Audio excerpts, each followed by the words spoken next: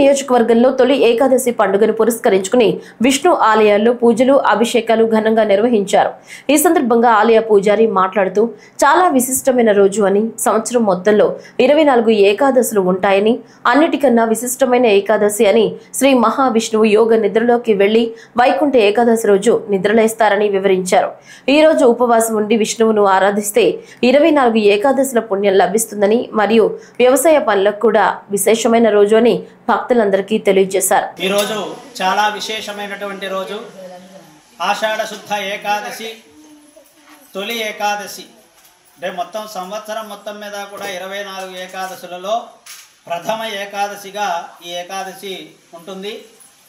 ఈ రోజున శ్రీమన్నారాయణుడు శ్రీ మహావిష్ణువు యోగ నిద్రలోకి వెళ్ళి మరలా తిరిగి వైకుంఠ ఏకాదశి రోజున స్వామివారు ఉత్తర ద్వార దర్శనంగా మేలుకొని భక్తులందరికీ కూడా దర్శనమిస్తారు। ఈ రోజున విష్ణు సహస్రనామ స్తోత్ర పారాయణము కానీ, విష్ణువుకు సంబంధించినటువంటి ఆరాధనలు కానీ, అలాగే ఉపవాసాలు నిర్వహించిన ఎడల సంవత్సర సంపూర్ణ ఏకాదశుల ఫలితం కలుగుతున్నటువంటిది ప్రతీక।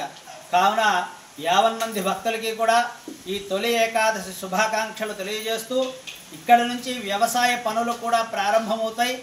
ప్రతి ఒక్కరూ కూడా వారి యొక్క వ్యవసాయ ఆరంభంలో ఆ శ్రీ మహావిష్ణువుకి ప్రార్థన చేసుకొని వ్యవసాయ పనులన్నీ కూడా ప్రారంభం చేసుకున్నట్లయితే వారి పంటలు అభివృద్ధి చెంది ఉన్నతమైనటువంటి ధాన్యం వారి పంటల్లో వ్యవసాయంలో వస్తుందని ప్రతి ఒక్కరికి కూడా తెలియజేస్తున్నాం।